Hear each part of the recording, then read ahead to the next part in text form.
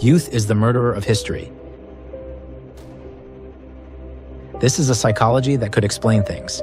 All it would take is some good marketing. Advertise in brilliant colored lies so you can sign off on success despite all the burning terror we are facing. If you are not sure what that means, it is because we inhabit a me society where sugar kills. I wrote that on a postcard. When I got where I was going, I mailed it backwards. It was marked to an address listed in the classified section of the Gazette. I had noticed it as it blew about the South Shore bus shelter I was standing in before all adventure of escape kicked off. That was 7 a.m.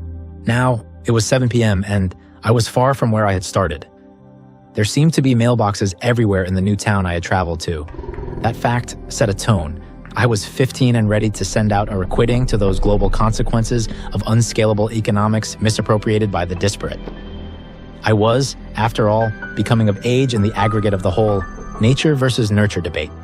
And as fall was looming, death of the common sense seemed like a good thing to push forward on. A city bus took me to the Voyager terminal in the morning. Once inside, I threw mental darts at the destination board. North and East gets people further FK'd, and Vermont had no color yet. So I settled for a ride on the Western Freebird. As her wings spread wide, station dwellers sighed goodbyes. Their beer stink was the signal to all lost oblivion. I carved out a prayer for those rear views to misery as I searched for a new star character to sit beside. True avoidance narrowed my world to open aisle seats. I was straight scared by this fact. However, I was able to break ice over freedom of choice by using uncut smiles. But those soon softened as I settled into seating beside a woman with an approachable face. Her name was Karen. She was 50.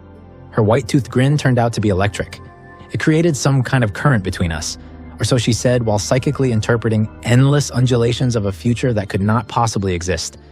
I tried my best to believe in more as she poured out her visions of my heart. But as we began to roll, big tires droned high-pitched moans of disbelief in anything beyond the mechanical science of things. "You are too young to be alone," Karen said at one point, as if it was prognostic. "Youth leaves me immune, lady." I had responded like only the moment mattered. "That sounds like a dangerous kind of ignorance." She reposed her distresses. "But I am only using it as a middle name, ma'am, so I should be all good," was my retort. Karen smiled and kept the preaching to a minimum of suggestions thereafter. When the bus pulled into port at the Toronto terminal, I said goodbye to everyone on board. My words included Karen. She gave me her number out of real worry. I thanked her for all her sentiment and told her not to fret over the significance of her perceptions. Fate had my back, ready on color for New City commanding. They favored blue, but hated the team game unless it was mine. This was inner dialogue to Leafs posters hung everywhere. They were pasted permanent like propaganda advertising lies about war. I did my best to ignore them, for I had my own moon of fear, smiling strong tides across new ocean influence. I drifted away from the station on the pull. As I found clearance, my board hit pavement and I skated out of my former human cover. I was newborn naked and swimming for opportunity. It lay lit just beyond the shiver that separates giving up and going on.